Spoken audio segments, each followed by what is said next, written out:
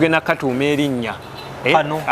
kagenda kubanga kakaniridde erinnya ly'ekizimbe tujja kuba tukituuziza wali waggulu kibe nga kirabika bulungi. Client wo wanazimbira maama we azimbira maama we ng'ekirabo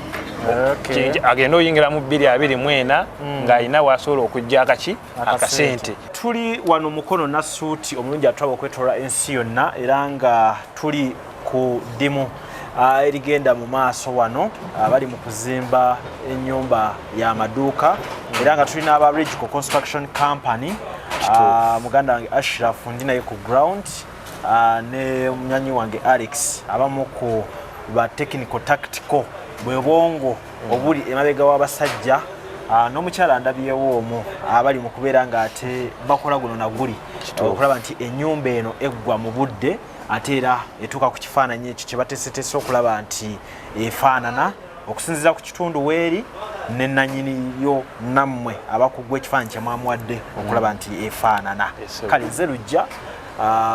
era ndina abakugu okuva mu Regico Construction Company nga mbategeezezza abagenda okuba nga batubuulira Alex omulimu guno nga ye muguteeseteese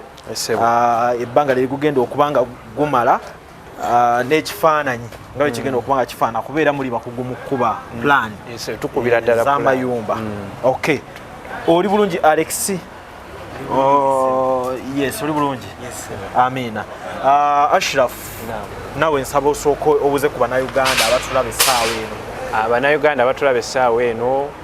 nsooka okubalamusa nate mu kiramuso ekisinga obulungi nti assalaamu alaikum wa rahmatullahi wa barakatuh. Wa alaikum salaam wa rahmatullahi wa barakatuh. Amanya Engineer Ashraf Mukiibi nga nze technical director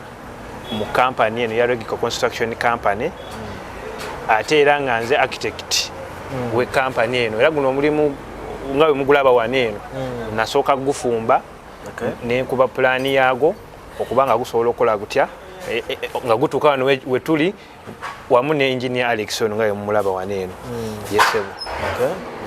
Kale sooka otuyiseemukko wano we tuli mpola mpola jangu tudde wano we tuli bayitawo mukono nasuuti. Mukono nasuuti kuline ekkubo eriva mukono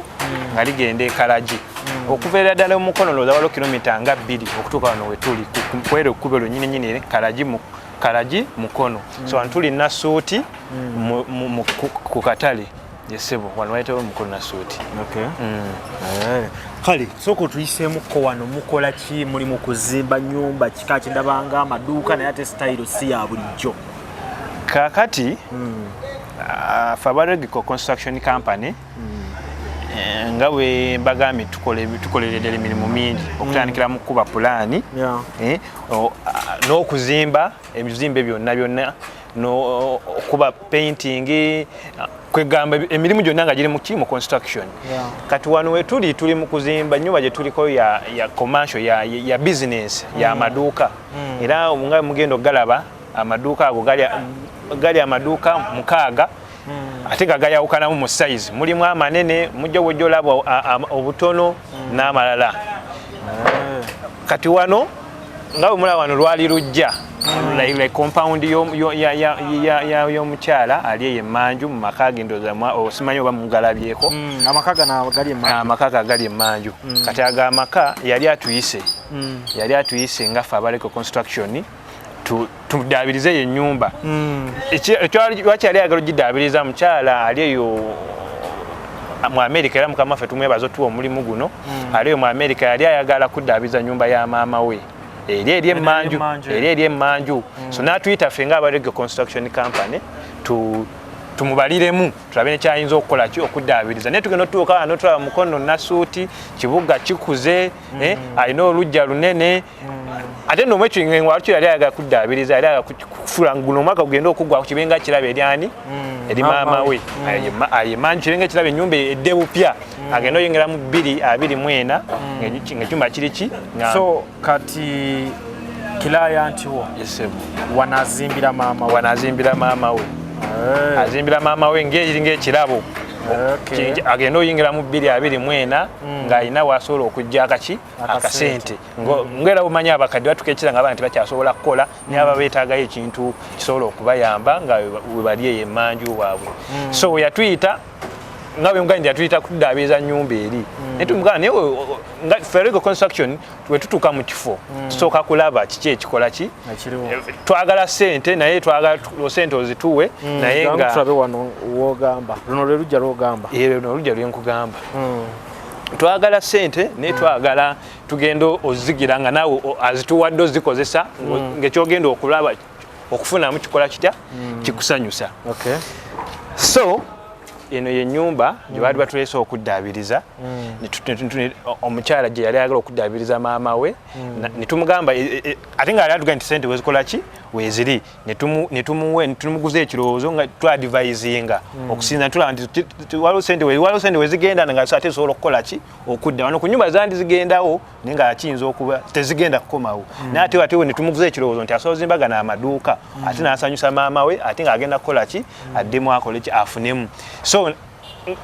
n'ogwokuddaabiriza nago ogenda gukola naye twamugamba asooka akole ki asooka ameze kino ekyamaduuka afunemu nnyo ate nga amaduuka gasobola okugyamu ssente ate zigenda okukola ki okuddaabiriza eri ennyumba yesebo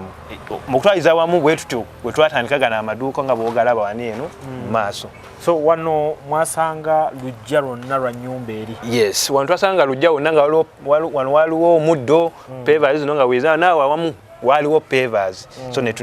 twamuguza tumugula ne plan ate ebiseera ebisinga tulanga omuntu tumuguza ekirowoozo tulina kye tumuweerako tugaye nga ka plan n'akatunulako n'akalaba naga kusinza n'afuna picture kiki kyekola ki kye tumunnyonnyola esebo ennyumba ero nga woogirabaawo gye tugenda plan yayo twagimala eri enkadde era nga bomanyi nti omulembe guno gugenda gukyukakyuka ebipya ne bijja ebikadde ne bivaawo kati ennyumba era nga bw'okitunulidde bulungi mu mulembe gwayo yali nnyumba nga yeyimiridde naye era nga omulembe gukyuka akasente kaaliwo oba weekali otunulira ekikomera anotunulira engeri gye bakolamu olujja lwabwe n'ennyumba engeri gyefaanana ebabeera ssente weeziri so kati ennyumba eyo nga era tugenda nayo giddaabiriza pulaani yayo twagimala tugenda akasoda kutwala tukaggyeko tuteekeko akali modani bw'oba ogitunulidde bulungi mwali mwe batateeka biimu kuva olaba nnyimpimu bagiyimpa ne batateekamu biimu ebyo tulina obikola tuteekemu biimu eddemu tugisitule waggulu ebeere ng'eri waggulu eddemu ebeere ng'eri ku mulembe gwa wano si yonna tugenda gijjawo tugenda kumodifying tugenda kyusiza eyo mu yo edde bupya naye nga mu yo yonnyini nga bweri naye nga tugikyusizza nga tutaddemu ebintu ebipya ebitugana n'omutindo guno ekyasobola okubeera ey'amaka mu kifo kino engeri gyekikyusemu engeri gyemutaddemu kati amaduuka ekyasobolera ddala kaakati ennyumba nga bw'ogiraba ekyasobola okuyimirawo ng'ey'amaka twandibadde tumugamba nti gijjeewo oba onateekawo amaduuka naye tanafuna kirowoozo ekyo nti ekola ki ennyumba eyeeveewo naye yo ekyasobola okuyimirirawo nga bweri era twali tubadde n'ekirowoozo bano ab'amaduuka tebamuyingirira kati nga bw'olaba wano eno olaba geeti eyo wano wonna twali tumuwadde ye yali ayagala geeti eyo esigalewo kuba geeti kyali kikomera kisaakaate kyali kisaakaate ng'ennyumba eri munda yali ayagala geeti eyo esigalewo naye nga tugenda kumenyako wali nga tunatumaliriza wakumenyebwa wano maaso ekisenge kiveewo omuntu abe nga amaduuka agalaba bulungi ng'aliwa ku kkubo so nga ayagala nti wetumala okumenya wano tuzimbeewo wano wasigale nga waki nga kkubo lyo lidde eno nga libadde nnyo kyovola nade twamuwadde n'ekirowoozo nga twagala nti wano nga wali awanene nti walinga fuuti 3 nga twagala tukendeezeeko geeti eyo tugiseetule infact naye geeti tugenda twamuwadde ekyo tugiseetule lwa nsonga bw'oba oli wabweru eba eziyiza n'amaduuka gaffe so ne tumuwa ekirowoozo nti tugize emabega ate tumwongerewo n'amaduuka amalala asobole okuba nga asobola okwakisesinga emaaso ate yeyongeddeko amaduuka kati olwedde gano agaliwo akazimba 6 kati wano muwongerawo ameka wano tugenda kwongera amaduuka 2 ate gagendawo gatya bwe sigalewo ekkubo kaakati nga gane ekkubo gazi nekkubo liri fuuti nga 3 wano we tusigadde zisigadde wano plot number so kujjako fuuti nga 2 ntekawo amaduka oba fuuti nga 18 17 ne wasigala fuuti 13 then wani fuuti 13 gate ebe etambula bulungi okweggula n'okwegala byonna then wano wagenda amaduka so mwagala mulijje wano liri muliongereyo eri anti kati awo wonna twagala ttaka lisigale nga alifunyeemu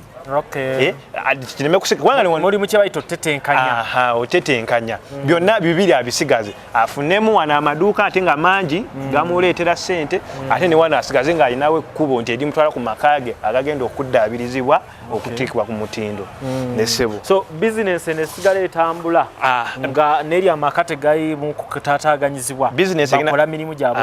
kati eno gate gyetugenda okusetula etula eno y'abaana abakola ki abamaka bokka ebere sigadde amakage yawudde ku maduuka era eri oba musange eno aba alina okujjako nga wasula eno naye nga amabizinesi tasigala zitambula zokka naye nemmanju bizinesi zayo nze ez'amaka nga nazo zigenda mu maaso esebo awe tuli kakati njagala ojje ombuulire lwaki mu pulaani zonna walonze eno kuba ndaba fashion yanjawulo kakati otunula mu maaso ndaba obukoona obujjawo esebo wano wagenderedde kilwaki eno pulaani gye watadde wano kakati we muba mutunudde bulungi ne mwetooloola ne mulaba environment eno bwe tuli enzimba nkadde era wonna tufulumyemu awo wabweru abantu engeri gye bazimbamu enkola ki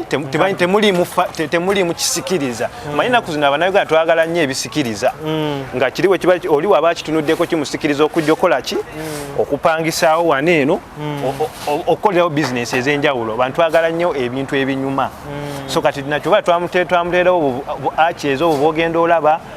okujjayo okuba era mu kizimbe kino bw'obunaaba kiwedde mu environment wange kyekijja okubanga tewaliiwo mu area we tuli tewaliiwo kiri mu fashion bweti n'omulembe ekiri ku mulembe guno bonna bazimba gali ge basereka emabega kati gwe wasazeewo mu kikyuseemu kati nga kyali kirabo ekirabo kiba kirina okuba nga kirabo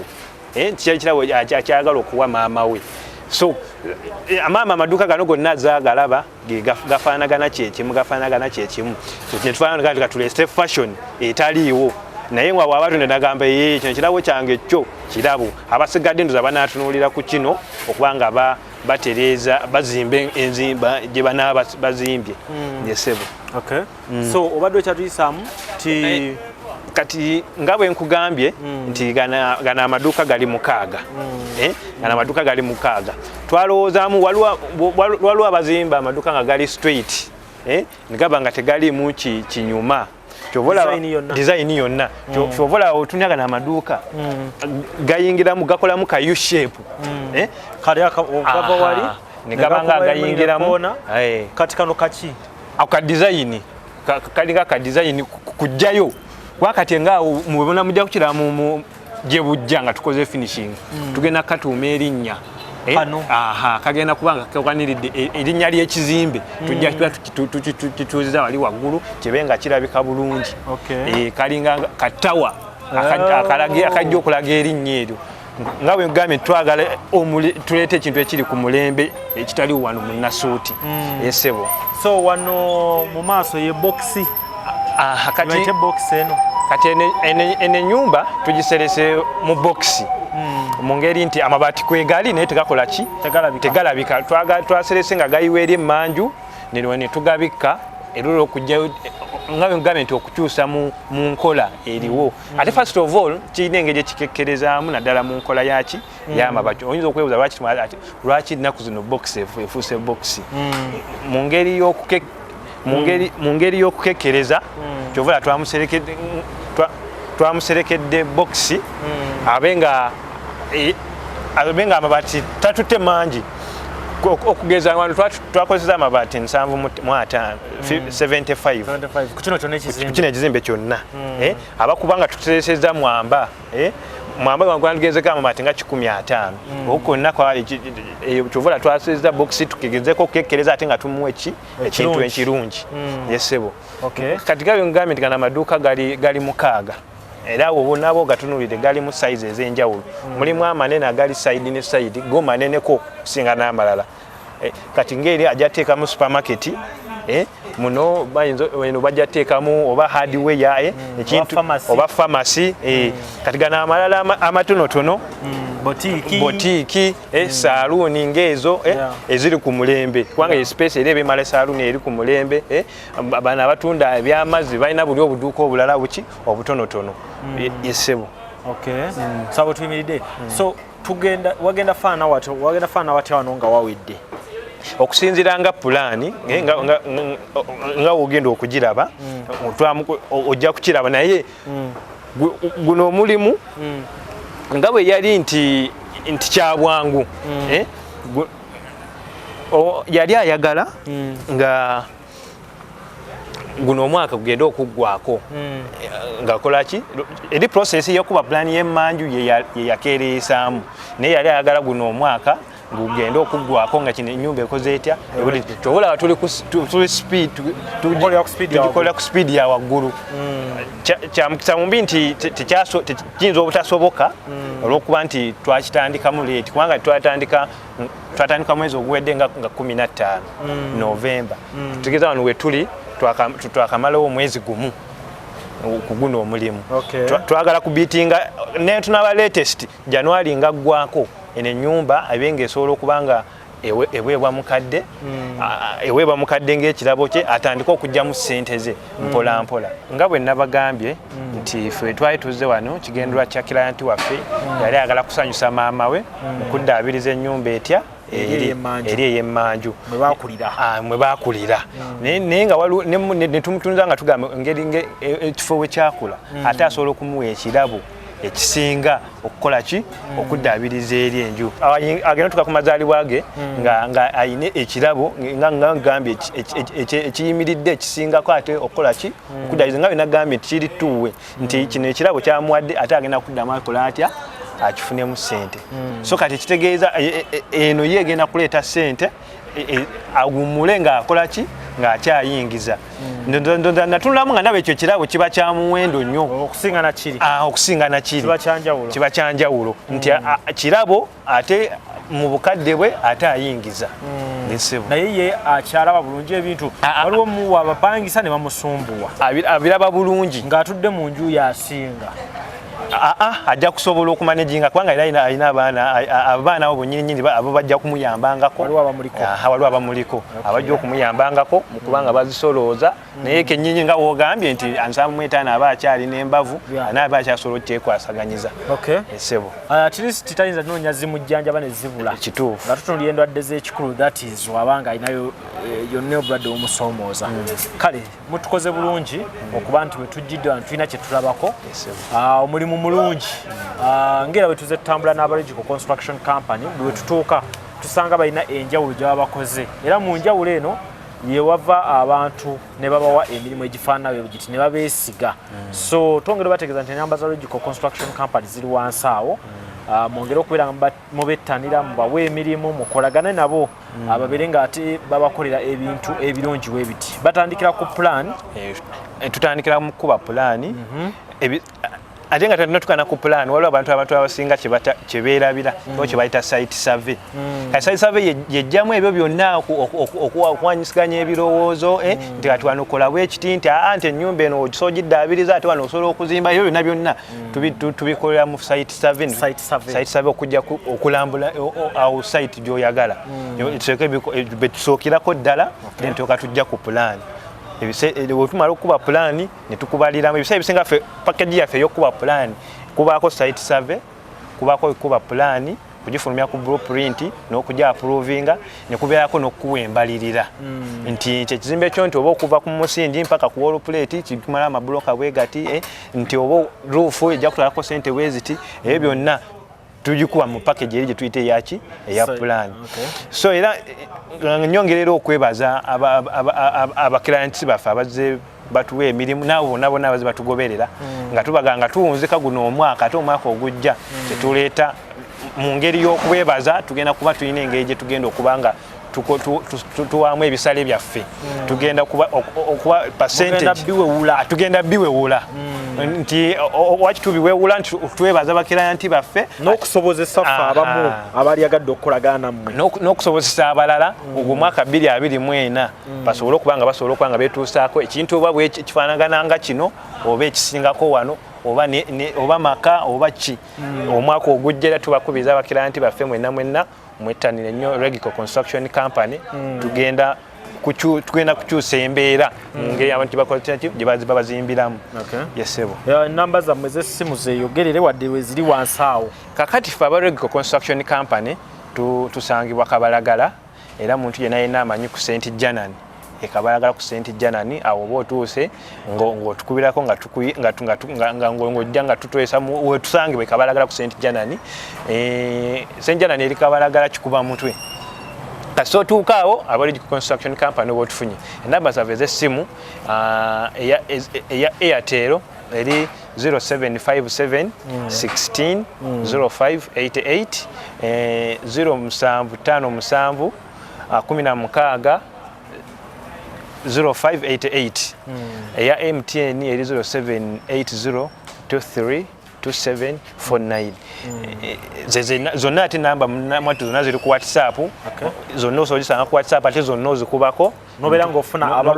ng'otufuna Construction Company kale tumalize ng'obabuulira services endala ze basobola okuba nga bafuna n'aba Regico oyinza okuba nga alaba muzimbi ennyumba naye nga waliwo ebirala byonna bimukola ekyokulala beno muzimba ennyumba ya wansi ya kalina oyinza okuba nga ayagala amaduuka ga kalina oba maka ga kalina aba Regico Construction Company tuzimbira ddala ennyumba zonna ya kalina si ya kalina ndowooza simanyi abazze batugoberera balabako era kalina gye twali tuzimba awo ekira nti tuzimba amakalina ne tuzimba bangalo kasitaba nga kuzimba naye obusiisira bonna tubuzimba tukola renovation kwe kusanga ennyumba yo nga ennyumba eri awo noga nti oyagala giddaabiriza kugizza ku mutindo era nga bw'olabye eri wetugenda ogikola ne tupevinga kupaintinga byonna nga Regico Construction tubikola okuba plan architectural structure mechanical electrical ezo zonna plan zonna zikubibwa zonna tuzikuba mu Regico Construction Company yesebo waliyo ebintu ng'okusima enzizi biodigester ebyo byonna kusima biodigester kati era nene kino ekizimbe kyolaba wadde okira kya kamasho naye era tugenda kiwa biodigester emigaso y'abantu abamu gye bamanyi okusima enzizi abantu balire mu kyanga tebasobola kufuna amazzi nga ogabatuusaako kizibu nabo bonna nago tugakola tusima enzizi tukola biodigesters ezo byonna Regico Construction Company tubikola sebo sembayo ngo babuli amanyago nga maliriza bakirayanti baffe bonna namwe abatugoberera mbakubiriza okujja okutwegattako okubakolera emirimu gyammwe amannya nga bwe nabagambye nze Kyenkyashirafu Mukiibi technical director mweno company ate ng'alera ne bya plan nze abikwasaganya mu company esebo tweyanzanyira nawe tukwebaza okubanga ebbanga lyonna ojangu otulondola yonna gye tuba tuli esebo kale aze lujja ku ground ekitweta ku program weziti twali twagala kwogera bwogezi tuba twagala okubeera nga ate tutuukira ddala ku ground tulabe abantu abakola ebintu bino nga tubabuuliza ddala ebibuuzo ku ground wennyini ate nabeera nga babituddiramu ku ground wennyini so bambi bye tuleseeyo lujja kuba olwo ate tukwatagane ewalala tubeere nga tubibabuuliza naye ng'ekikulu kya byonna kwe kubeera nga mwesiga abantu nga engineer Ashraf mumukubire ku namba z'essimu ezo ebyokuzimba byonna bigenda kufuuka lufumo akumata kumira mpeera atujja kuddamu tusinkane mu programu endala.